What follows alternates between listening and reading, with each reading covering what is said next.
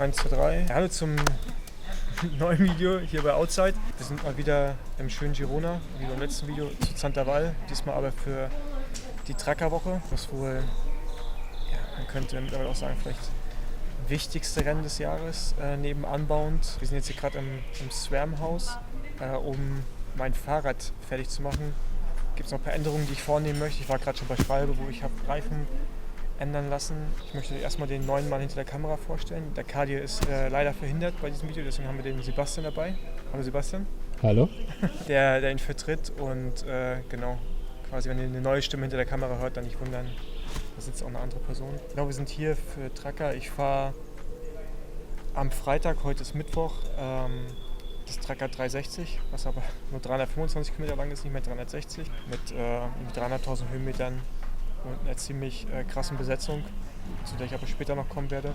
Seit Zantaval ist ein bisschen was passiert, bin ein paar Radrennen gefahren, habe gut trainiert und fühle mich soweit eigentlich ganz fit. Ablauf ist eigentlich so wie immer, Fahrrad herrichten, viel essen und dann Radrennen fahren und euch wieder auf der Reise halt mitnehmen. Ja, mehr habe ich ist gerade nichts zu sagen. Ah genau, was ich vergessen habe zu erwähnen ist, dass ich 2 Sebastians mit habe, neben dem hinter der Kamera auch noch mein Trainer Sebastian Rösler. Oh, ich muss sagen Dr. Sebastian Rösler. Und genau, der ist auch noch mit, der hat gerade aber noch Termine. Der wird mich hier unterstützen, mir Verpflegung reichen bei den Assistance Zones und genau, ja, alle werdet ihr nachher auch noch sehen, gehe ich von aus. Like the wrong cousin, okay. No. We have stairs too. But did many guys? Ah yeah, Anna again. But I guess you know her now if you have followed the channel. Have you changed a few bikes to Mullet or not really? Yeah, I've probably done 3 or 4 at least. I saw Mats also Mullet, huh? Yeah, there's a lot were already on it, and then a lot of chainring changes. So, ich hatte zuerst vorne 48 drauf, was ich immer noch drauf habe, bleibt auch drauf, 48er Mono. Aber hatte hinten halt das Explore Setup, also quasi mit der 1046 Gravel-Kassette. Wechsle jetzt aber hinten auf die Mountainbike-Kassette und Mountainbike-Schaltwerk. Bin der Meinung, dass ich mit dem normalen Setup, also mit dem normalen Setup auch klarkommen würde. Aber es sind so gerade am Ende nochmal 1, 2 Stellen, die echt steil sind, wo ich jetzt locker hochfahre, wo ich jetzt aber im Training auch schon 500 Watt fahren muss, um hochzukommen. Und das kann dann nach fast 10 Stunden, wo wir dann da ankommen, ist es glaube ich nicht mehr so einfach, diese Wattzahlen zu fahren und deswegen dachte ich, ein bisschen einfachere Gänge helfen. Ich meine, zum Kurs komme ich später auch noch, aber der ist schon ziemlich demanding mit vielen verschiedenen Charakteren drin und soll jetzt auch nochmal regnen, was glaube ich sogar gut ist für den Kurs. Aber ja, dazu auch nochmal später mehr. Everybody has their little things. I always find it interesting to see what little tools and repair things that they take. So Paul likes to have some Dynaplugs here, which is interesting. Sometimes you'll see CO2s that are taped onto like C-posts, but sometimes they have fancy little mounts that they get to use. Which I really don't get why brands are not just doing them. I mean, that's 3D printed from Pose. It's pretty simple. Yeah, it's great. I mean, you want to have something that's really easy to grab really fast. And doesn't look shit on the bike. Yeah, the ones that I've seen that are taped don't look bad, but they're going to take a time to like get them off the saddle. So having something that's quick to grab is definitely important. So it's always interesting to see how things are prioritized by the different athletes. Sometimes you'll see, like I've seen some power locks under here in case there's an issue with the chain. But that you've seen less and less. I think now mostly it's like CO2 and Dynaplugs that are stashed about on the bikes. So, yeah. They're the same. Okay. Right? There's always like a little difference with like Spacing. Yeah. Yeah. Cool. And almost. Da wir jetzt quasi komplett neuen Antrieb drauf bekommen, also neue Kassette, neues Schaltwerk, braucht es natürlich auch eine neue Kette und die Kette ist natürlich wie immer mit Optimize gewachst. Falls ihr euch gefragt habt, wie ich eigentlich meine Produkte wachse und vor allen Dingen auch entfette, weil wenn man so eine neue Kette bekommt, muss sie erstmal entfettet werden. Also nicht meistens, die muss immer entfettet werden. Und dazu gibt es jetzt bei Optimize diese schönen kleinen Behältnisse, da kann man die Kette reinmachen. Da gibt es das neue Produkt, den Chain Degreaser Plus. Dazu braucht man eigentlich nur 100 bis 150 Milliliter von diesem Chain Degreaser. Lösungsmittelarm, das heißt keine Nitroverdünnung, auch kein Bremsenreiniger, also umweltbewusster und natürlich auch für euch dadurch nicht schädlich. Genau, wie gesagt, man braucht davon keine große Menge, man wirft es einfach rein, dieses Behältnis, macht den Degreaser darauf, sprüht den darauf und dann schüttelt man ein bisschen und dann ist eine Kette entfettet und vorbereitet zum Wachsen. In der Regel, ich habe natürlich ja mittlerweile mehrere Anwendungsverfahren, aber auch da gibt es was Cooles Neues von Optimize, gibt es einen neuen Wachskocher, der hat zum Beispiel auch 2 Modis, wo du dann jetzt auch 2 bis 3 Ketten gleichzeitig wachsen kannst. Ist alles ein bisschen vereinfachter gemacht worden, mit Markierung im Wachskocher, der euch genau sagt, wie viel Wachs ihr reinmachen müsst. Ideal für Leute, die gerade frisch ins Wachsgame auch einsteigen. Und auch ich bin noch kein 100%iger Profi, daher ist das Gerät auch für mich sehr gut geeignet. Und übrigens mit dem Code. Try that. Better? So you just made the contact. Yeah, just did a little adjustment with that. Everything looks good with alignment on there. And then I'll take a look at the front as well and just make sure that's good.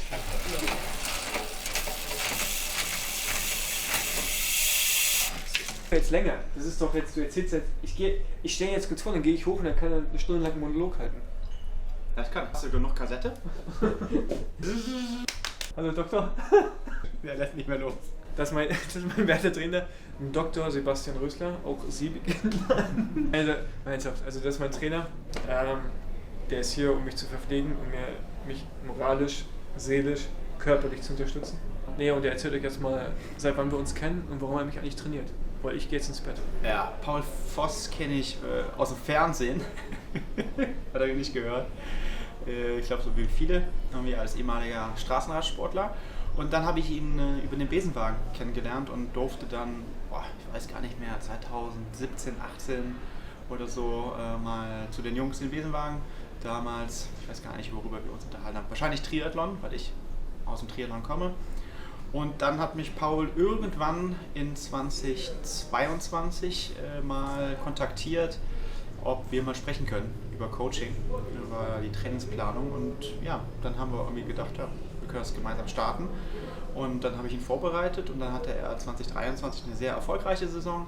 Und dann haben wir gedacht, das können wir mal so weitermachen und seitdem, ja, läuft das. Ja, also ich glaube, das ist so eine Beziehung zwischen Athlet und Coach, die entwickelt sich immer weiter. Das ist ein schöner Prozess. Und mittlerweile sind die Unterhaltungen halt auf einem ganz anderen Level, weil Paul, das muss ich wirklich sagen, habe ich ihm auch schon selber häufiger gesagt und auch schon mal, glaube ich, öffentlich, ist jemand, der ein sehr gutes Körpergefühl hat und das auch sehr gut verbalisieren kann, also ein sehr gutes Feedback geben kann. Und neben all den Daten, die wir ja heute, also Herzfrequenzleistung, Körperkerntemperatur, Laktat und so weiter und leistungsdiagnostischen Daten, ist mir auch immer wieder das Feedback der Athletinnen und Athleten wichtig und Paul ist einfach wirklich sagen, muss ich wirklich sagen, sehr, sehr, sehr, sehr gut. Aber klar, wenn man 2 Jahrzehnte, also 20 Jahre oder mehr Leistungssport macht, dann ist das, dann entwickelt sich sowas natürlich auch hoffentlich sehr gut. Und ja, ich glaube, unsere Kommunikation hat sich irgendwie verändert, ist klarer, auch manchmal lustiger, auch mal freundschaftlicher fast schon. Und manchmal unterhalten wir uns gar nicht so viel über Training, sondern über Gott und die Welt. Und der Gravelsport hat sich aber parallel extrem weiterentwickelt und man kann wirklich sagen, dass Paul heute mit den Werten aus zum Beispiel 23, wo er Tracker gewonnen hat, man sagt ja so, keinen Blumentopf mehr gewinnen würde.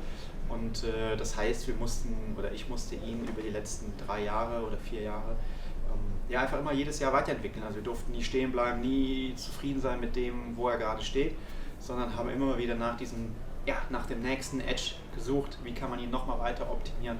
Und jetzt ist es so, auch wenn ich, wie er eben gesagt hat, immer älter bin als er, ist er halt doch dieses Jahr 40 geworden. Und in einem älter werdenden Athleten noch Leistung zu entwickeln, ist natürlich eine Herausforderung. Aber bisher schaffen wir das und Paul wird jedes Jahr besser. Wir haben schon relativ früh irgendwo die Frage beantworten müssen, auch vom Training her, will Paul die 200 fahren oder die längere Strecke? Und wir haben uns dann doch irgendwann dazu entschieden, gerade weil es dann auch 320 Kilometer sind jetzt, statt 360, dass er die längere Strecke fährt, weil klar, gegen die 25-jährigen, superspritzigen Leute, die auf 200 fahren oder bei den UCI-Gravel-Rennen dabei sind, wird es jetzt nicht einfacher für ihn. Und das heißt, wir haben frühzeitig auf die längere Distanz trainiert. Das ist jetzt nicht unbedingt Pauls absolute Stärke, aber wir haben es gerade dieses Jahr geschafft, seinen Stoffwechsel nochmal zu optimieren und diese Fähigkeiten auf die lange Strecke, in langen Trainings auch, also die Trainings waren gar nicht so ultra lang, aber auf die Distanz jetzt zu optimieren. Und jetzt bin ich gespannt, wie es am Freitag laufen wird. Es gibt natürlich nie eine Garantie, aber bisher sind die Trainings und auch die ersten Rennen entsprechend gut gelaufen. Also wir haben das Grundlagentraining nochmal etwas neu strukturiert, das berühmte Zone 2 Training, aber man muss das wird ja so häufig verwendet und sehr breit und viele Leute würden auch was anderes darunter verstehen. Wir haben ganz spezifisch, sage ich mal, an dem oberen Rand dieser Zone 2 trainiert, also in dem Bereich der maximalen Fettoxidation und leicht drüber. Einfach weil wir wissen, dass das schon auch sehr rennspezifisch ist für die längere Distanz. Und auf der anderen Seite wissen wir mittlerweile aus statistischen Untersuchungen, dass die Höhe, also die Leistungsfähigkeit an dieser Laktatkonzentration oder in diesem metabolischen Zustand leistungsbestimmend sein kann oder leistungsdeterminierend.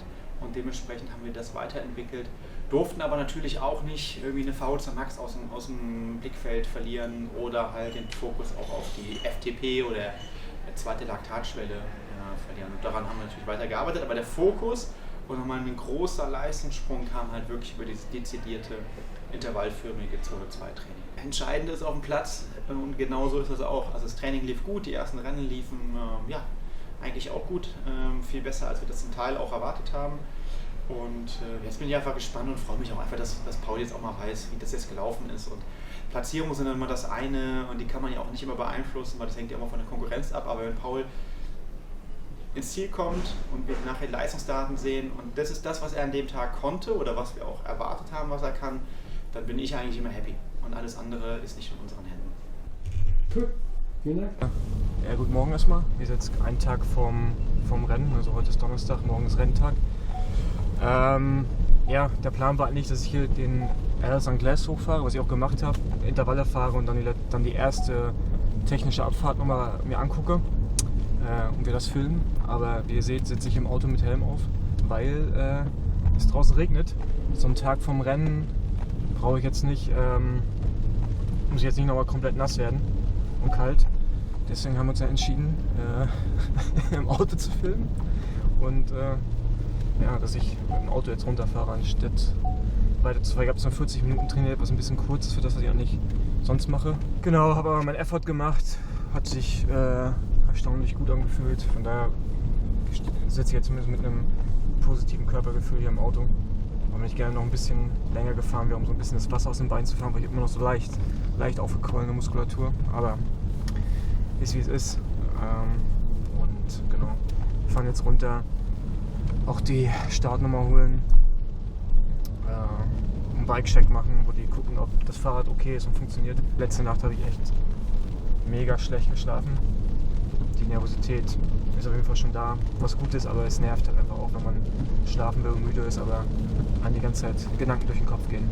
Aber so bin ich kenne das. Dann denke ich mal, sehen wir uns nachher beim Check-in und mal auch noch kurz einen Bike-Check, damit ihr wisst, was ich jetzt eigentlich am Ende für ein Equipment, Reifen und Pipapo fahre.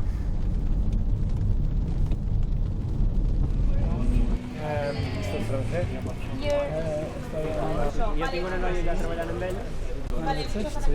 Ist da 200 fahren? Ja, aber nur ganz kurz wollte ich das fahren. Echt? Ja, viel Glück. Danke ebenso. Perfektes Rennen. Hatte einen guten Tag.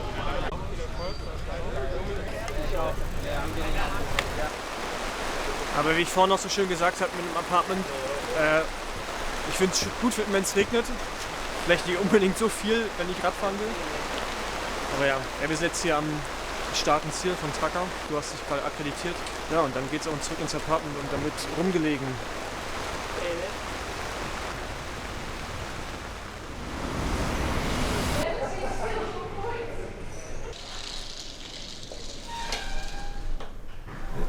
Okay, das ist schon gut.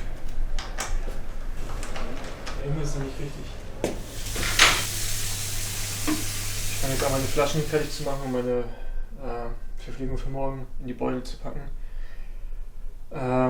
Die Anna hat mir wieder, oder die Anna von Ministry, die ihr beim letzten Mal ja auch schon gesehen habt, wenn ihr Center Ball geschaut habt, das Video, hat mir wieder eine Verpflegungsstrategie erstellt.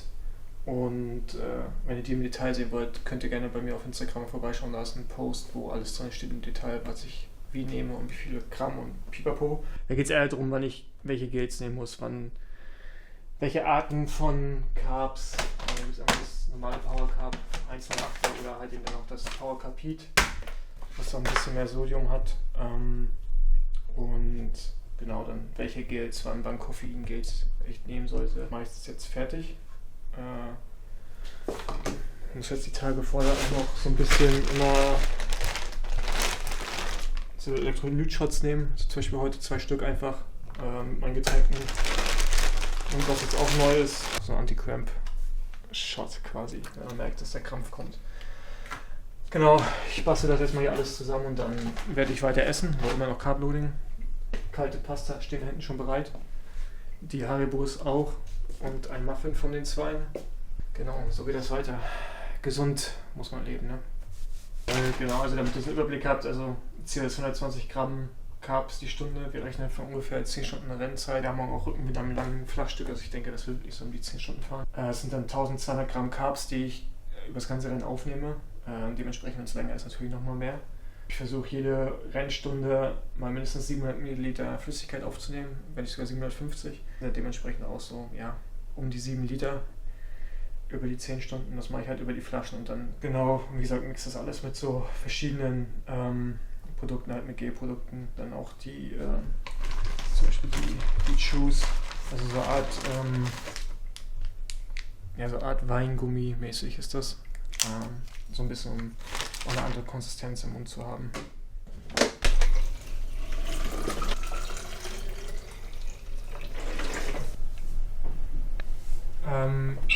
Genau, also ich mache morgen auch Live-Standort, schicke ich dir einfach, den kannst du dir vielleicht weiterleiten oder du schickst mir die Nummer von der Person und dann wissen die auch, wo ich bin. Nee, kannst du weiterleiten, ich schicke das dann in der Person. Ja. Genau, und was möchtest du noch also du möchtest nur die 100 Gramm, genau, mehr brauche ich also nicht. in Flasche, möchtest du noch ein Gel oder so dran? Nee, also steht jetzt hier nicht drin, das nehme ich dann wohl so mit, ja, genau. Phyton 1 und 3 ist ja der... Mein Sebastian, genau, mein Trainer. Perfekt, also ich habe es jetzt aufgeschrieben, Phyton 2, Kapitel 1 und 8. Flasche 3, 1, 2, 3, check, 1, 2, 3, bla bla bla. Das ist mein Rose Blackwood FF, wie ich es eigentlich das ganze Jahr fahre, in der schönen Speziallackierung, passend zu meinem normalen Maloja-Trikot. Natürlich nicht passend zu meinem DM-Trikot, weil dann wäre das Rad ja weiß mit dem deutschen Meisterstreifen drauf, aber wir haben auf der Gabel ein kleines Detail quasi mit beiden letzten Meistertitel verewigt. Genau, das Rad hat die SRAM Red Access Gruppe dran, wie ich es eigentlich immer fahre, mit der Änderung, dass ich nicht die Explore-Schaltgruppe dran habe, sondern die Mountainbike-Übersetzung mit 10 bis 52 Kassette hinten und dem XX-Schaltwerk. Weil es dann doch ein paar Mal steil hoch geht, habe ich mich dazu entschieden, das zu wählen statt der Explore. Genau, ich fahre morgen die Straßenpedale von Time, die X-Pro 12 SL, die ZIP 303 Explore SW zusammen mit dem Schwalbe G1 Pro RS 45, genau, 45er Reifen, schneller Reifen. Ist schon rutschig zum Teil, aber ich habe mich dafür entschieden, weil es ja doch schon ein paar Watt schneller ist als ein RX. Und es hat es nochmal geregnet und ich glaube, dadurch haben wir auch ein bisschen mehr Grip als in den letzten Tagen, wo es doch schon sehr staubig und rutschig war. Haben wir halt Computer, wie immer. Dann müssen wir mit Licht starten, weil wir so früh starten, morgens um 5:50 Uhr, da ist noch die erste Stunde dunkel. Habe aber hinten an meinem Taipan, meinem hellen Licht dran, was ich dann abnehmen und wegwerfen kann. Sonst, ja, Ministry Nutrition. Und ja, das war's eigentlich. Sonst mein Standard-Setup mit Envy Cockpit, also alles beim Alten. Luftdruck? 1,75, 1,8, aber ich glaube, ich gehe einen Ticken höher noch, weil das Gewicht, was wir jetzt dabei haben im Rennen, also mit Hydration Pack, also noch einem Trinkrucksack quasi, also wenn ich einen Rucksack auf habe, aber halt die Blase mit dabei, plus extrem viel Nahrung, ist ja doch schon ein bisschen mehr Gewicht, als ich normalerweise nutzen würde bei so einem Rennen. Felgen haben ja sehr weite Maulweite von 32 mm, daher muss man da schon sehr genau sein mit Luftdruck. Ich denke mal hier auf 1,8 vorne, hinten auf 1,85. Also jetzt keine große Veränderung, aber schon minimal spielbar. Passt, oder? Passt, ja. So, ja. Morgen ist es denn soweit. Tracker steht an. Ja, jetzt mittlerweile schon gehört habe, falls es 360er, das 325 Kilometer lang ist. Das 200er war irgendwann mal geplant. Gut, ich habe mir aber entschieden, dass wir auf das längere wechseln. Erstmal sicherlich mittlerweile mehr Prestige. Gleichzeitig das Gefühl, dass die 200, das hat mich jetzt nicht so gereizt, das hat mich jetzt nicht so Feuer in mir entfacht und das 360er irgendwie schon. Klar, die Competition ist jetzt hier schon echt krass mit Mats Schmitz, Matt Beers, der auch gewechselt hat von 200 auf 360, Romain Bardet und eigentlich alle anderen guten Peter Vakoc. Das ist ziemlich lang an guten Rennfahrern, die hier am Start sind. Dementsprechend erwarte ich auch ein sehr schnelles Rennen. Das Rennen ist 325 Kilometer lang und wir haben knapp 3600 Höhenmeter. Das ist mal so grob das Profil. Also ich meine, wer will, kann sich das gerne auch irgendwie nochmal irgendwo reinziehen. Wie ihr sehen könnt, haben wir einen sehr schweren ersten Teil der Strecke, dann einen längeren Teil, der entspannter ist, dann nochmal der mittlere Teil, der auch technisch zum Teil ist, auch schwer, und dann nochmal ein längeres Flachstück. Und dann das letzte Drittel, denke ich mal, ist das Entscheidende.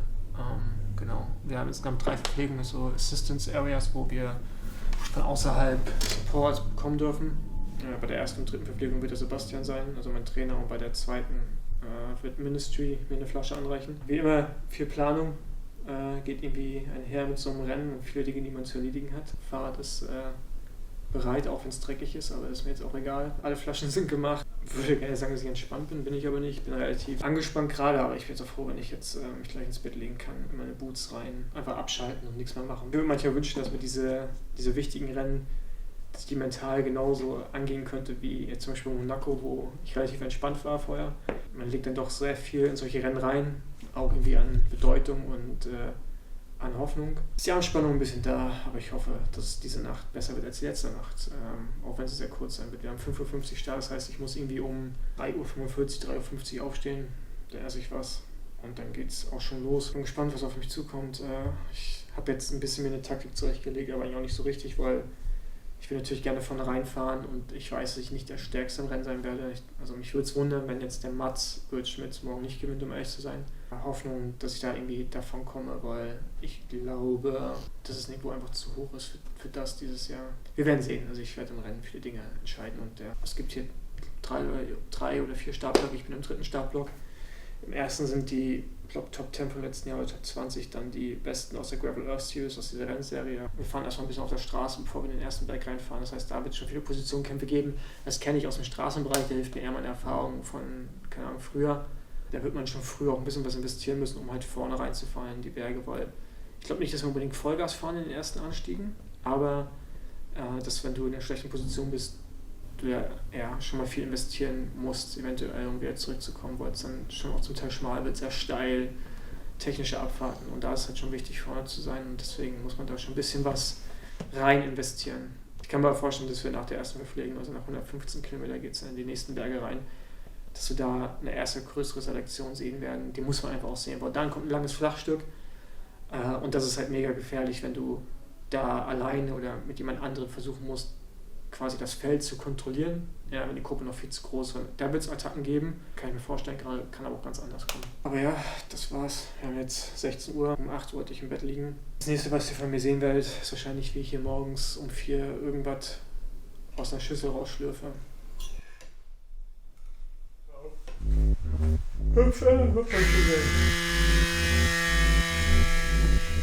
Glamorous Life, Cycling Coach.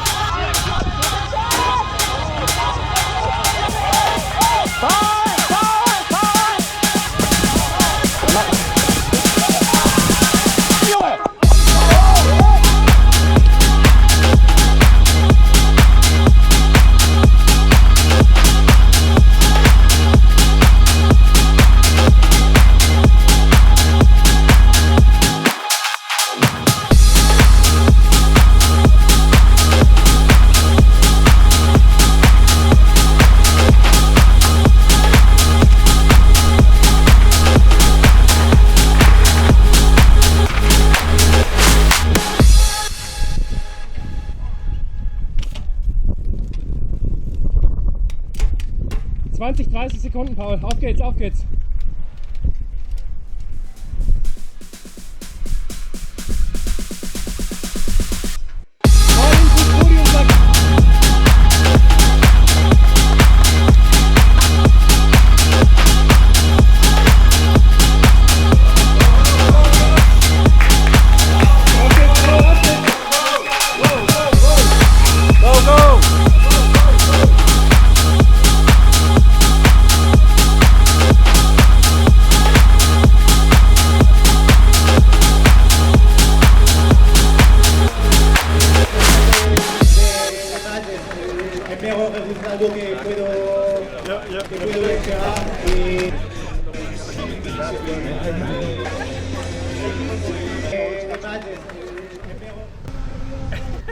Ja, gestern ist einiges passiert. Wir haben heute Samstag, also den Tag nach dem Rennen, nach Tracker 360. Gleich noch Siegerehrung für die Top 10 für die jeweiligen Rennen. Ich konnte der Sechster werden, dementsprechend darf ich gleich noch zur Siegerehrung gehen. Ja, es war gestern ein abwechslungsreicher, spannender Tag. Ich hatte mega gute Beine. Einen Tag vorher bei der Vorbelastung bin ich einen 3-Minuten-Effort gefahren, ohne jetzt wirklich irgendwie Richtung Limit zu gehen, war das schon ganz solide. Und bin demzufolge mit einem positiven Gefühl ins Rennen gegangen. Zum Tag vorm Rennen schon ein technisches Problem am Rad aufgetreten, was wir noch schnell kurzfristig lösen mussten. Und leider ging die Problematik so mit technischen Problemen im Rennen auch weiter, die einfach am Anfang dafür gesorgt haben, dass ich dann zweimal anhalten musste und zweimal schon ein Loch zufahren musste und von Gruppe zu Gruppe springen und dann auch sehr oft im Hintertreffen war an so ein paar entscheidenden Stellen, gerade im ersten Renndrittel, auf dem Weg zur ersten Verpflegung bei 115 Kilometer. Aber ja, ich glaube, ich habe das ganz gut gemanagt und bin da eigentlich auch schon ein bisschen stolz auf mich, dass ich das vom Kopf her so dass ich mich nicht habe stressen lassen, weil ich kann da auch schon mal ganz schnell nervös werden und mich davon irgendwie negativ beeinflussen lassen, aber es hat ganz gut funktioniert. Und wie gesagt, zur ersten Verpflegung, damit Favoriten eigentlich alle noch zusammen in der großen Gruppe, das heißt alles nach Plan. Wir fahren die erste Verpflegung rein bei 115. Ich nehme meine Sachen alles an, wie geplant. Kurz danach ging es aber eigentlich auch schon richtig los, dass Matt Beers und Mats das Tempo so krass erhöht haben, weil Romain Bardet eine Verpflegung ein bisschen länger gebraucht hat. Und dadurch ist halt quasi ein Loch entstanden. Und als es dann reinging in den Abschnitt in der Mitte vom Rennen, so ungefähr 125, habe ich dann zuerst das Tempo erhöht und konnte mich damit Mats absetzen. Und bin dann mit Mats so bis 2/3 des kompletten Anstieges gekommen. Konnte dann irgendwann aber in seinem Tempo in so steilen Passagen nicht mehr folgen. Das war schon krass, was der da gemacht hat. In dem Moment waren das jetzt auch nicht so wenig Watt, die wir drauf hatten. Aber der ist einfach mal weitergefahren. Ich musste halt mal kurz rausnehmen.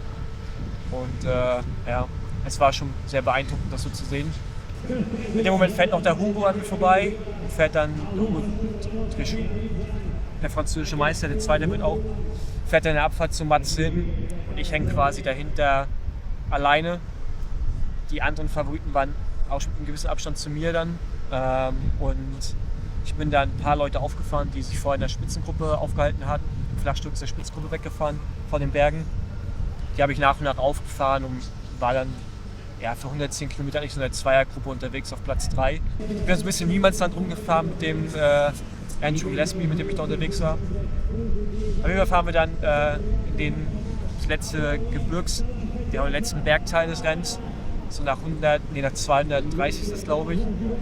Da konnte mir der Andrew dann nicht mehr folgen. Ich war dann allein unterwegs auf Position 3.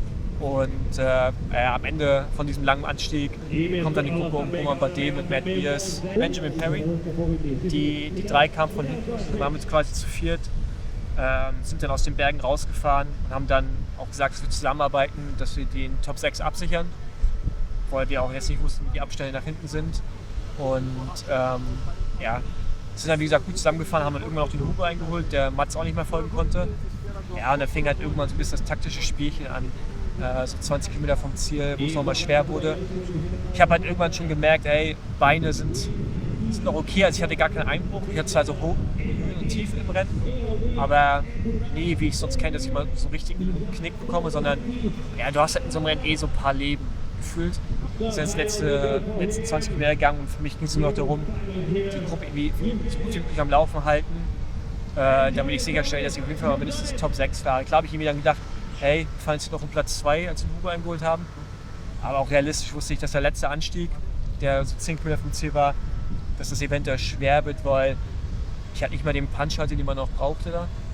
Und ja, demzufolge sind wir da auch reingefahren und ja, ich konnte da in dem Tempo nicht mehr folgen. Habe dann geguckt, dass ich noch gut ins Ziel komme, den letzten Single Trail unbeschadet bestehe. Letztes Mal, als ich den gefahren bin, hat es nicht so gut geklappt bei Tracker 200, wo ich mir meine Felge kaputt gemacht habe. Video auch noch online, wer sehen möchte, wie ich mal eine gute 1 Kilometer Zeit laufe Richtung Ziel. Ja, demzufolge werde ich dann Sechster. Ich glaube, ich kann mega happy sein mit dem Ausgang und so, wo wir da standen. Und am Ende waren das vorne alles irgendwie auch sehr gute Rennfahrer. Wäre natürlich schön, wenn so ein paar technische Probleme nicht aufgetreten wären. Die hätten mein Leben am Anfang sicherlich einfacher gemacht und mir auch Energie gespart, die dafür auch geholfen hätte, ein bisschen spritziger am Ende zu sein. Aber das gehört irgendwie mit dazu. Ne? Jetzt hoffe ich einfach nur, dass es dieses Jahr noch ein perfektes Rennen gibt. Dann wäre ich schon zufrieden.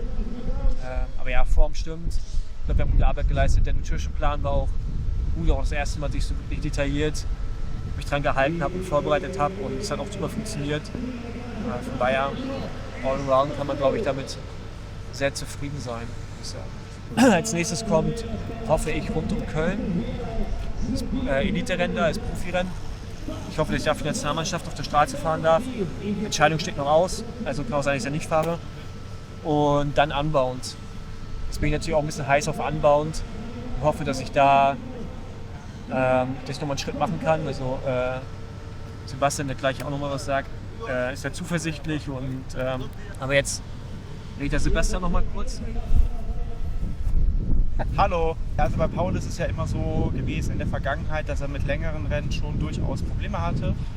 Immer wieder auch Tiefs hatte in den Rennen und somit haben wir überlegt, wie können wir das ja, für dieses Jahr dann doch nochmal hinbekommen, auf dem fortgeschrittenen Alter. Ja, auch im Rennen, finde ich, hat der Paul das gut gemacht, hat alles rausgeholt, was drin war mutig. Das war auch ein Stück weit so ein bisschen das, was ich gehofft habe, dass man jetzt nicht nur so ein taktisches Rennen macht und die Kräfte zurückhält, sondern auch mutig nach vorne geht und ich glaube, das ist echt cool bewiesen. Und klar, wenn Mats attackiert, dann kann man natürlich sagen, schaffe ich eh nicht, oder man versucht es halt, bis man es schafft. Und das Ding ist halt, ich kann halt immer eine gewisse Zeit mitfahren, das war auch im Unbound schon so. Und auch bei ein paar anderen Rennen schon so. Und das ist halt geil. Also, ja, wenn ich wage, der gewinnt. Es fehlt halt immer noch so ein bisschen, aber ja, also auch so die Bergform, die ich momentan habe, also wie ich berghoch fahre, ja, so gut war ich noch nie über solche Berge, über solche Distanzen. Genau, also wir haben, für die jetzt total nerdy unterwegs sind, wir haben natürlich berühmte Zone-2-Training gemacht, aber halt in einer gewissen Art und Weise und haben natürlich auch für die Berggeschichten hier insgesamt und weil das Pauls bisherige Schwäche vielleicht auch ein bisschen war, so nochmal einen Drehmoment gearbeitet, aber auch anders als man das klassisches Kraftausdauer- oder K3-Training kennt. Auf dem Fahrrad aber alles, jetzt nicht im Kraftraum oder so. Und ja, ich glaube ansonsten, genau, was gesagt, Versorgung hat gut funktioniert. Das geht aber auch nur, wenn man einen guten Stoffwechsel auch hat. Ansonsten, ja, verbraucht man zu viele Kohlenhydrate vorher. Und deshalb bin ich eigentlich ganz zuversichtlich jetzt für die nächsten Wochen dann anbauend, dass wir da nochmal ein schönes Ergebnis einfahren. Ja. Ich habe eigentlich keine weitere Frage. Ich habe auch nichts mehr zu sagen. Genau, dann danke fürs Zuschauen. Letzte Sache noch, wollte jetzt einige mal fragen, sagt man so schön, aber mich so viele gefragt haben. Ja. Ihr könnt jetzt bei Maloja das Outside X Maloja Merch kaufen, Trikots, T-Shirts und sowas. Link haue ich unten nochmal die Shownotes. Dann freut es mich natürlich immer, wenn ihr den Kanal, also den Outside-Kanal abonniert, Like da lasst. Hyperlike gibt es glaube ich auch noch, könnt ihr auch machen, hilft auch immer. Genau, und ja, dann sehen wir uns glaube ich das nächste Mal. Ich glaube erst wieder bei der Deutschen Meisterschaft Unbound ist dann Kadir wieder nicht dabei, aber bei der DM ist er mit dabei und dieses Jahr nochmal als großes Highlight wird es auch nochmal die WM geben. Von daher dir auch vielen Dank, Sebastian, dass du mit dabei warst. Ich hoffe, dir hat es auch Spaß gemacht, einigermaßen. Ja, war lustig mit euch.